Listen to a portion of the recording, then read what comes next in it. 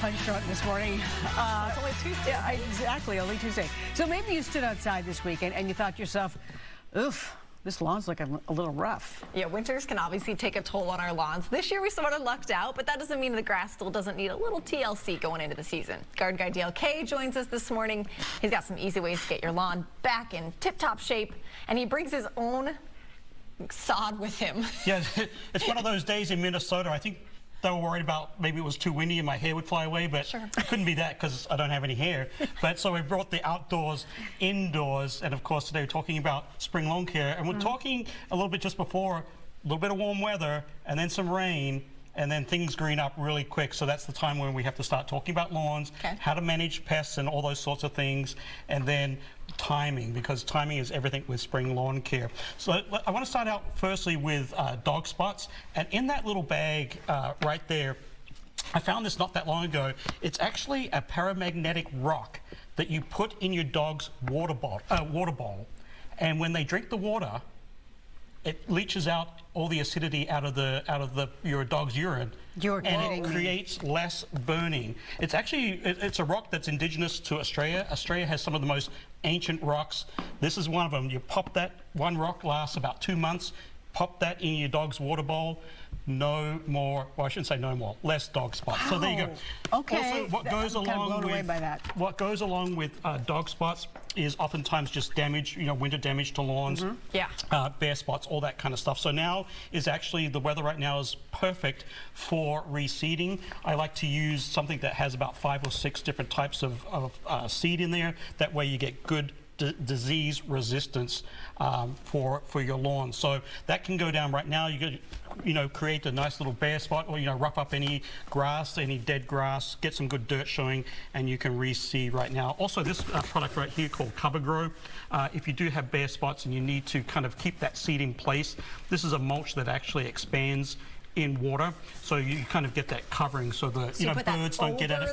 Over the seed. So so bare ground first, then seed, then the mulch, then keep it moist, for the next 14 days or so, and you'll get your grass to grow, and that will take care of any bare spots. Okay, you mentioned scratch up the ground. Yeah, really rough it up. What is the best way to do it? Just like take a rake? And like a metal rake, something of that nature, where you can actually get good dirt showing. You can put down a little bit of compost or a little bit of topsoil or seeding soil on top of that as well. But I don't like to just sit that on top. You've got to kind of work it in, and that's where the rake really comes in handy. Also, you relieve any compaction as well. So if you need to do any aerating, you could do that now and then reseed right after that.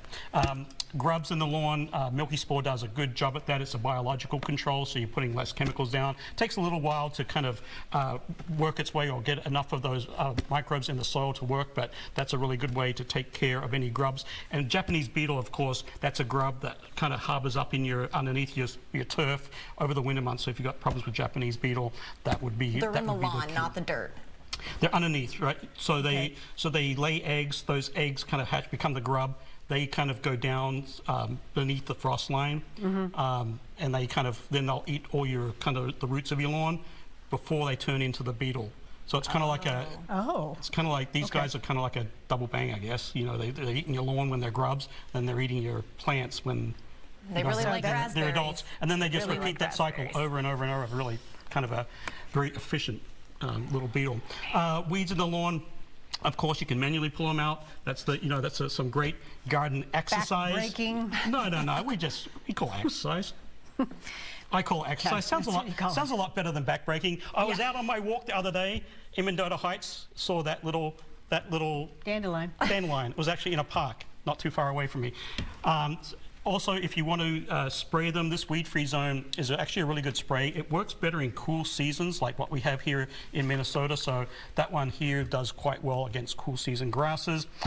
For fertilizer, if you're doing the reseeding route, Milorganite is actually a very good lawn fertilizer that doesn't burn. So if you want to do seeding and fertilizing at the same time, just from what it's derived from, I'm not going to even tell you what it's derived from, because if you're having brekkie, you just don't want to. You don't want to go there.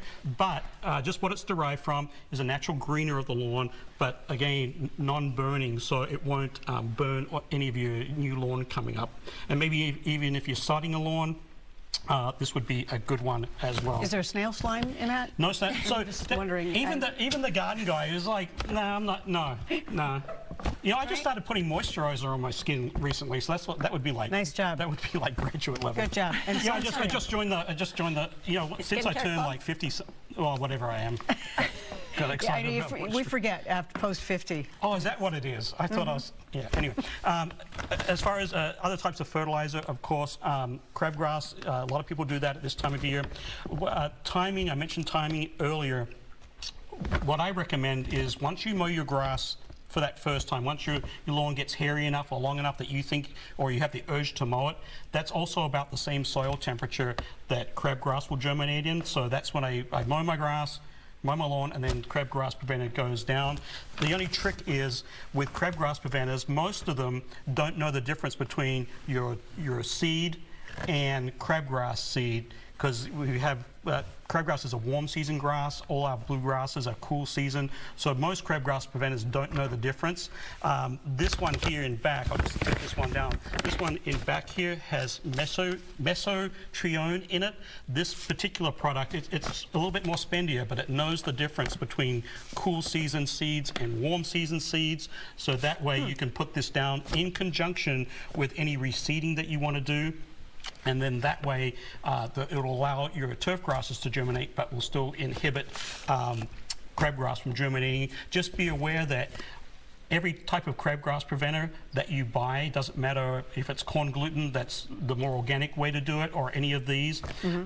Any one that you buy has a lifespan, and oftentimes soil temperature for crabgrass germination is a lot bigger or a lot wider window than what these products will last for. So you have to put them on a couple times, yeah, maybe? so if you're having problems with crabgrass, you do everything right, you listen to everything right, but then you're still having problems with crabgrass, it means that oftentimes the chemical expired, but the soil temperature was still favorable for crabgrass germination. So oftentimes you can come back maybe the last week of June, last week of May, first week of June, and put down another crabgrass application of it, and that will kind of take care of that. And then as far as watering goes, about an inch of water a week is really the magic tonic for really most gardening, your turf grasses included. So about an inch of water a week through the summer months will keep your lawn looking green. And then don't forget that fall is actually the best time to fertilize your lawn. The turf grasses are setting down all those food reserves in the winter months or in the fall months. They're getting ready for the winter. Those short days, they're like, uh-oh, winter's coming, so they kind of bulk up in the roots. So fall fertilizing right after State Fair time, right around Labor Day weekend into the first part of October is really, really beneficial for your turf grass. And then last but not least, there are places where grass will not grow. You know, it's either too shaded, you struggle, you keep reseeding. There are some areas that grass will not grow.